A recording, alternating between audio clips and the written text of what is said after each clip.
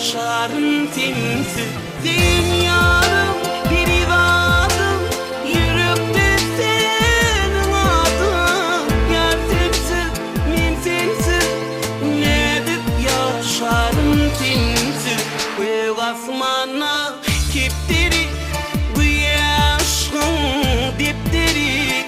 Dinle kuşların seslerin, cana can yarım. Gök asmana kepteri, bu aşkın depteri. Dinle kuşların seslerin, cana can yarım.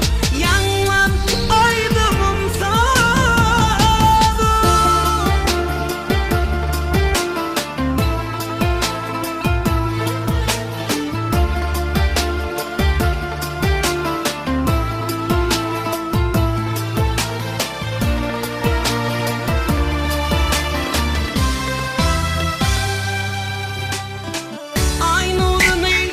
Seçmeyen dağdan çeşme akmayan, sensiz günüm geçmeyen, cana can yarım.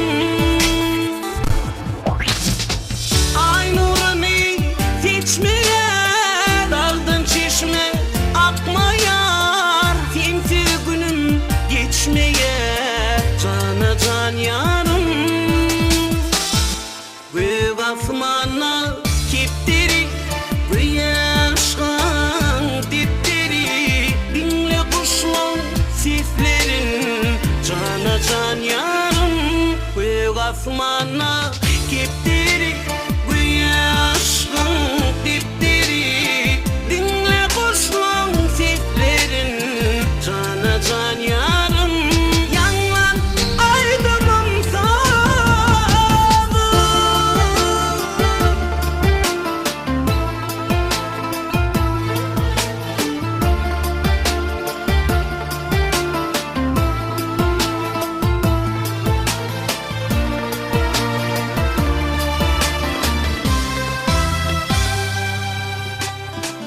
Kanamıdan karıştım, sevdiğin balına buluştum.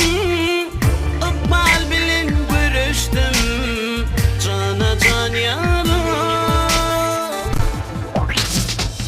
Kanamıdan karıştım, sevdiğin balına buluştum. Ikbal bilen görüştüm, cana can yarım. Gök asmana kepteri, bu aşkın depteri. Dinle kuşların seslerin, cana can yarım. Gök asmana